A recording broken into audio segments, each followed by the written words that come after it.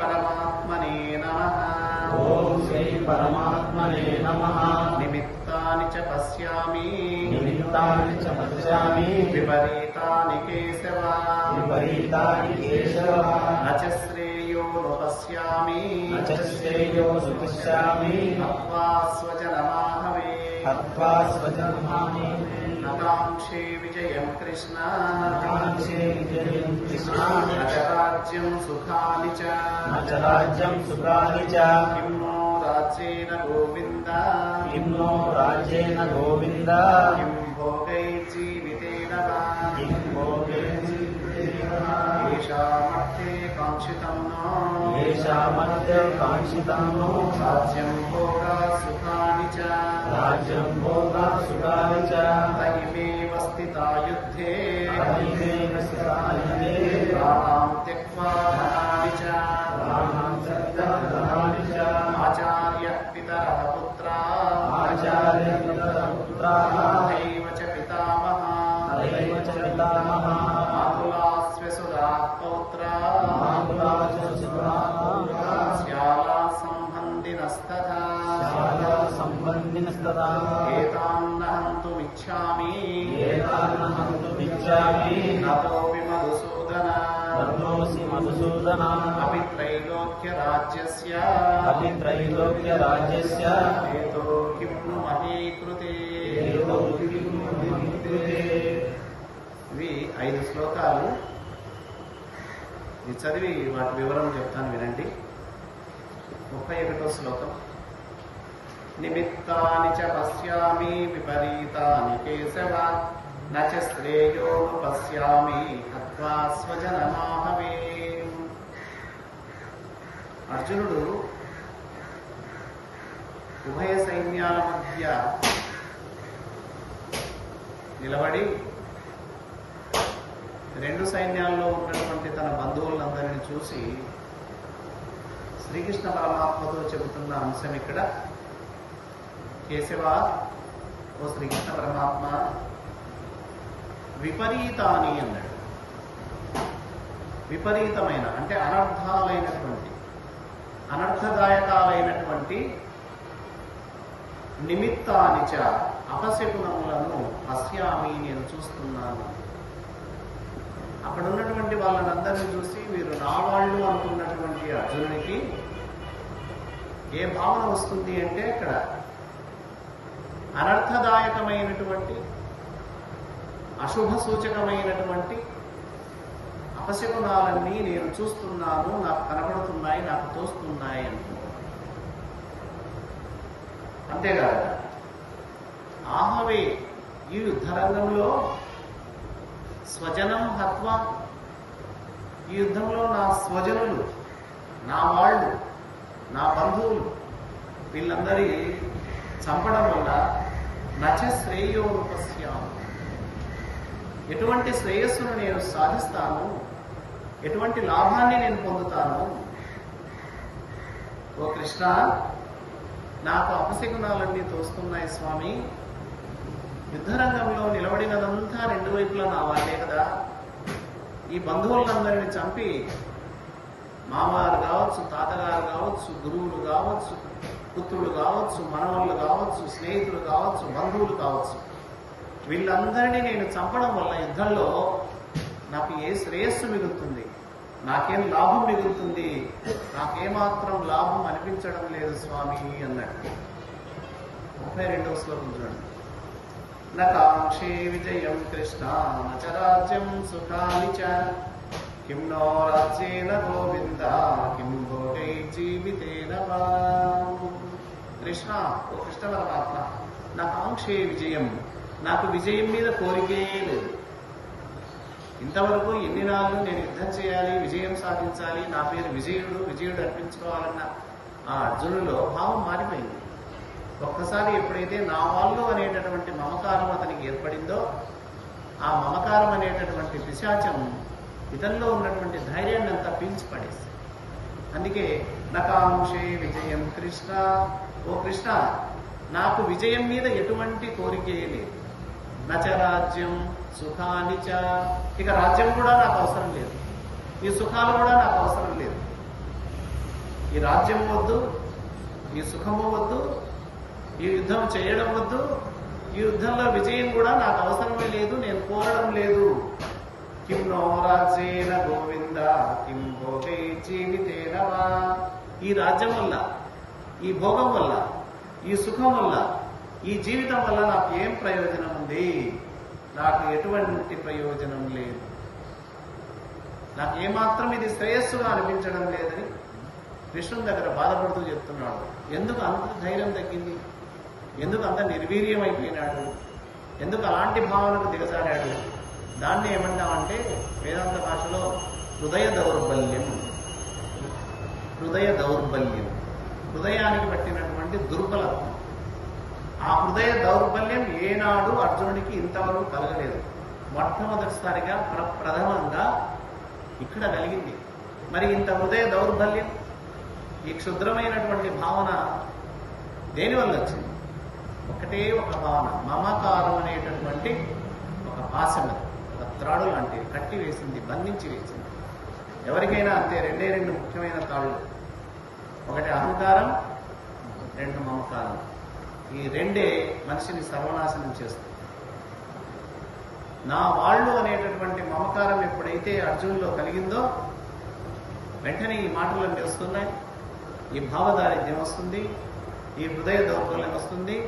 నాకు రాజ్యం వద్దు అంటున్నాడు, నాకు ఈ భోగం వద్దు అంటున్నాడు, నాకు ఈ సుఖం వద్దు అంటున్నాడు.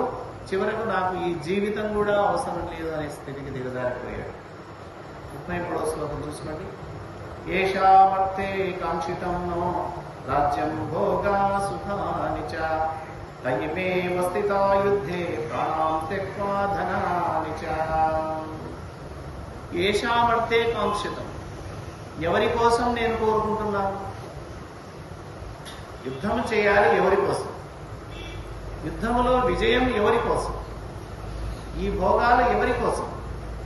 ఈ సుఖాలు ఎవరి కోసం? మనం ఎంత కష్టపడ్డా, మనం ఎంత ఇబ్బందులు పడ్డా, తద్వారా వచ్చేటటువంటి లాభం కానీ, తద్వారా వచ్చే శ్రేయస్సు కానీ, తద్వారా వచ్చే సుఖం కానీ ఎవరికి ఇస్తాం?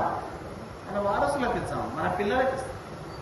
అంటుంటాం మనం కూడా పిల్లలతో, నాయన నేనేం తినడానికి కాదురా కష్టపడింది, నేను కష్టపడి సంపాదిస్తున్నది, ఈ ధనాన్ని అంతా మిగిలిస్తున్నది, ఈ ఆస్తులు కూడా పెడుతున్నది మీకోసమేరా అని కొడుకులతో అంటున్నాడు. ఇదే మాట అర్జునుడు అంటున్నాడు. నేను యుద్ధం చేసి ఈ సంపాదించినటువంటి రాజ్యం కావచ్చు, ఈ భోగాలు కావచ్చు, ఈ సుఖాలు కావచ్చు, ఎవరి కోసం? ఎవరి కోసమైతే ఈ రాజ్యం కావాలనుకున్నానో, ఎవరి కోసమైతే ఈ సుఖాలు భోగాలు కావాలనుకున్నానో వాళ్ళందరూ యుద్ధంలో చనిపోతారు కదా. ఎవరు?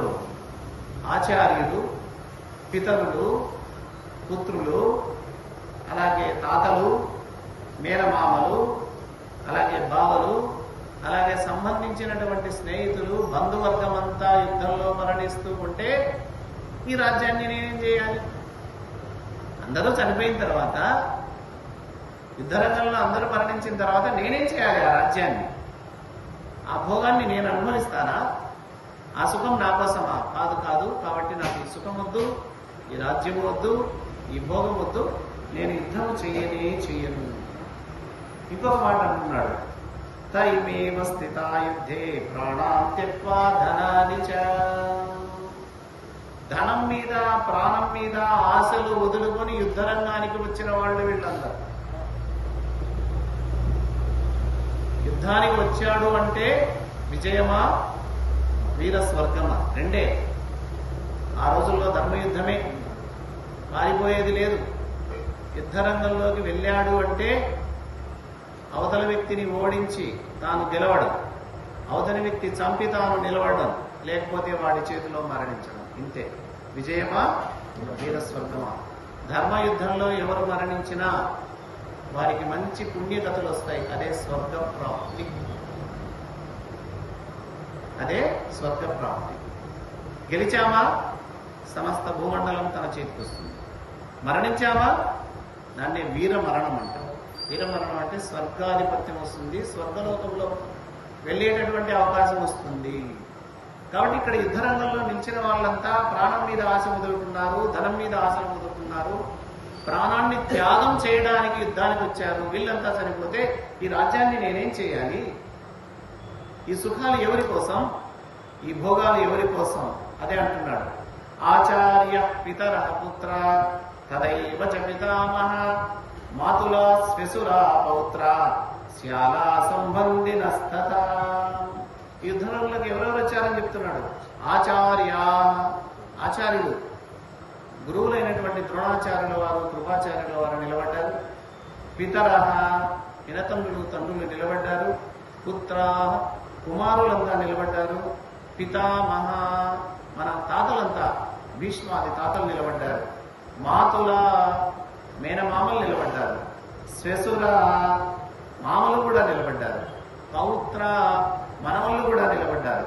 శ్యాల, బావమర్దులు నిలబడ్డారు. సంబంధినస్తథ, నాకు సంబంధించిన వాళ్ళంతా యుద్ధరంగంలో ఉన్నారే, వీళ్ళతో నేను యుద్ధం చేయాలనా? వీళ్ళందరినీ చంపాలనా? తద్వారా నాకేం శ్రేయస్సు వస్తుంది? వీళ్ళనందరినీ చంపితే నాకు రాజ్యం వస్తుంది. ఆ రాజ్యాన్ని నేనేం చేయాలి?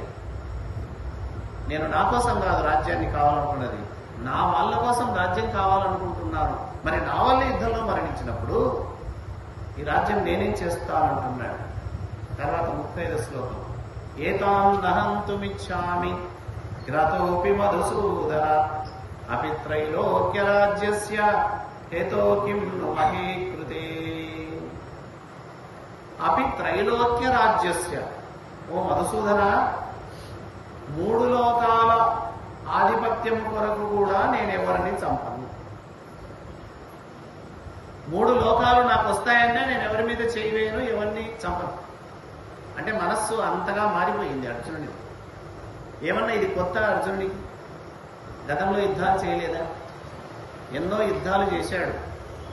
అజయుడు అనిపించుకున్నాడు, విజయుడు అనిపించుకున్నాడు.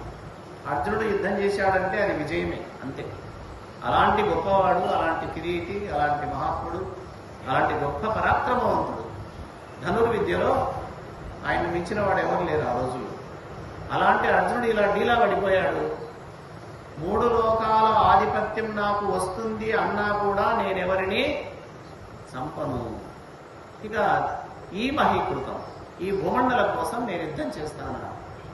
3 లోకాలు ఇస్తానే నేను యుద్ధం చేయనన్నప్పుడు భూమండలం కోసం ఎందుకు చేస్తాడు యుద్ధం? కాబట్టి నేను యుద్ధం చెయ్యను. అంతేకాదు ఏమంటున్నాడు? ఏతాన్ నహంతుమిచ్చామి గ్రతోపి మధుసూదన. ఇక్కడ ఉన్నటువంటి వాళ్ళల్లో ఎవరిని నేను చంపను.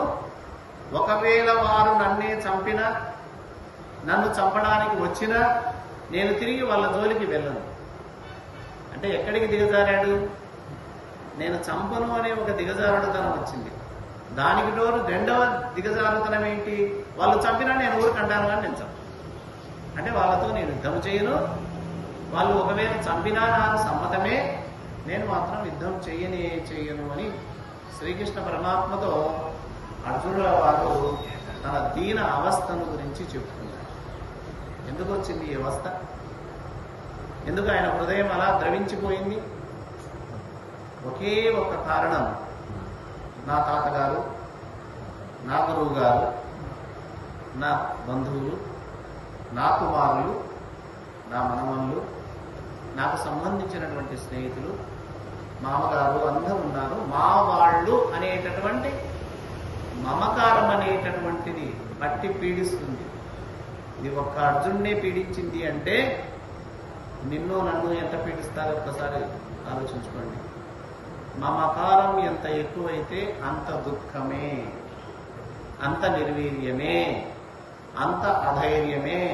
ఇది సత్యం. తల్లిదండ్రులు ఈనాడు పిల్లలను ఏమీ అనలేని స్థితికి ఎందుకు వెళ్ళారు చెప్పండి? మమకారం. నా కూతురు, నా కొడుకు, వీళ్ళకేం కాకూడదు, నేను నష్టపోయినా పర్వాలేదు, నేను బాధపడినా పర్వాలేదు, నా కూతురు బాధపడకూడదు, నా కొడుకు బాధపడకూడదు. ఇటువంటి దరిద్రమైనటువంటి భావజాలం ఎక్కువై, మమకారం ఎక్కువై వాళ్ళని ఏమీ అనలేక ఎవరైనా దండిస్తామంటే వాళ్ళకు కూడా అడ్డుకట్ట వేసి ఉభయభ్రష్టత్వం చేసుకుంటున్నాం పిల్లలు. ఇది సత్యం. ఆనాడు పాఠశాలలో ఉపాధ్యాయులు దండించేవాళ్ళు, ఇంటి దగ్గర తల్లిదండ్రులు దండించేవాళ్ళు. తల్లిదండ్రులే కాదు, మన పక్కన సమీప బంధువులు కూడా దండించేటటువంటి వాళ్ళు ఆనాడు. ఇప్పుడు సమీప బంధువులు ఏమి అనలేరు, తల్లిదండ్రులు ఏమి అనలేరు, పాఠశాలలో ఉపాధ్యాయులు ఏమనకూడదని ఒక నియమం. ఇంకా వాడు ఎప్పుడు బాగుపడాలి? ఎలా క్రమశిక్షణ వస్తుంది? రాదు. పోనీ రెండవది, సమాజం అన్నా బాగుందా? సమాజం అంతా చాలా వ్యతిరేకంగా ఉంది. ఎందుకంటే మన ఇంట్లో ఉన్న టీవీలు కావచ్చు, మన చేతిలో ఉన్నటువంటి మొబైల్ ఫోన్స్ కావచ్చు, మన చుట్టుపక్కల పరిసరాలు కూడా బాగలేవు, అంతా అపరిశుద్ధంగా ఉన్నాయి. కలుషితమైన మనస్సులు కలిగిన వాళ్ళు ఎక్కువయ్యారు. మరి ఈ కల్మషమైన మనసులు ఉన్నటువంటి వీళ్ళతో కలిసి జీవిస్తే పిల్లవాళ్ళు కూడా చెడిపోయేటటువంటి అవకాశం ఎక్కువగా ఉంది. కాబట్టి దండం ఉండాల్సిందే. అంటే అది విపరీతంగా కాదు, కానీ కనీసం పిల్లవాడు క్రమశిక్షణగా బ్రతికే స్థితి వరకన్నా తల్లిదండ్రులు దండించాలి, లేకపోతే ఉపాధ్యాయులు దండించాలి. తప్పు చేస్తే ఖచ్చితంగా తప్పునైనా హెచ్చరించాలి, వినకపోతే కాస్త దండించినా పర్వాలేదు. ఏం మన కోసం కాదు కదా, పిల్లవాళ్ళు బాగుండాలని. కాబట్టి మమకారం అనేది అంత ఇబ్బంది పెడుతుంది. మనల్నే కాదు, చిన్న చిన్న జంతువులను, పశువులను, పక్షులను సైతం ఈ మమకారం దెబ్బతీస్తుంది. ఒక తుమ్మెద అలా విహారానికి వెళ్ళాలనుకుందట. విహారానికి వెళ్ళింది తుమ్మెద. వెళ్ళిన తర్వాత అందమైన ఒక కొలను కనపడింది. దాన్ని బ్రహ్మాండంగా కొలనులో నీళ్లు ఉన్నాయి. ఆ కొలనులో తామర పువ్వులు వికసించి ఉన్నాయి. చూసింది ఈ తుమ్మెద. కొలను యొక్క అందానికి పరవశురాలైంది. అలాగే ఆ తామర పువ్వుల్లో వాలింది. వాలి అందులో ఉన్నటువంటి మకరందాన్ని తీసుకుంటుంది. ఆనందంగా ఉంది. సమయాన్ని కూడా మర్చిపోయింది ఆ తుమ్మెద. ఏ సమయం అయింది? సూర్యుడు అస్తమించే సమయం, అంటే పొద్దుగూకే సమయం వచ్చింది. అప్పుడు కూడా దాని మనసులో భావన రాలేదు. ఎందుకంటే దాని మీద మోజు. ఆ తామర పుష్పంలో ఉన్నటువంటి మకరందాన్ని త్రాగుతూ, అందులో రుచిని స్రవిస్తూ, దాన్నే సర్వస్వంగా భావించి సాయంకాలం అయింది, సూర్యాస్తమయం అవుతుంది, నేను ఇబ్బంది పడతానేమో అనేటటువంటి భావన దానికి రాలేదు. ఇంతలో సూర్యభగవానుడు అస్తమించాడు. సూర్యభగవానుడు అస్తమించేసరికి ఈ తామర పువ్వు ముడుచుకుపోతుంది. సూర్యోదయానికి తెరుచుకుంటుంది, సూర్యాస్తమానికి ముడుచుకుపోతుంది. ఇది లోపల త్రాగుతుంది మకరందము. సూర్యాస్తమయం అయ్యేసరికి ఆ తామర పువ్వు ముకులించింది, అంటే ముడుచుకపోయింది. ఎక్కడుంది ఇప్పుడు తుమ్మెద? దానికి తెలివి లేదు, దానికి బుద్ధి లేదు. లోపల ఉన్నటువంటి మకరందం మీద మోజు, అదే సర్వస్వంగా భావించి లోపల ఉంది.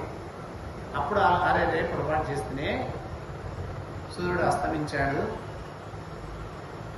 అప్పుడైనా తెలివి తెచ్చుకొని ఆ తామర పువ్వు నుండి బయటపడాలంటే బయటపడేదే.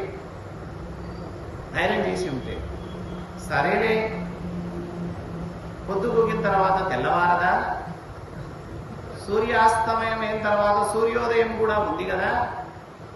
సూర్యోదయం అయ్యేంత వరకు హాయిగా లోపల ఉన్నటువంటి మకరందాన్ని త్రాగుతూ ఇట్లే పడుకుందాం అనుకుంది. మంచిదే దాని ఆలోచన. తాను ఒకటి తలిచే, దైవం ఇంకోటి తలుచు. తుమ్మెదేమో నేను తెల్లవారిన తర్వాత బయటికి వెళ్ళొచ్చులే అనుకుంది. నేనెందుకు కష్టపడాలి అని హాయిగా అందులోనే ఉంది. సరే, ఖచ్చితంగా సూర్యోదయం అవుతుంది, అందులో అనుమానం లేదు. ఈ లోపల ఏదన్నా జరగడానికి జరిగితే ఈ తుమ్మెద దురదృష్టవశాత్తు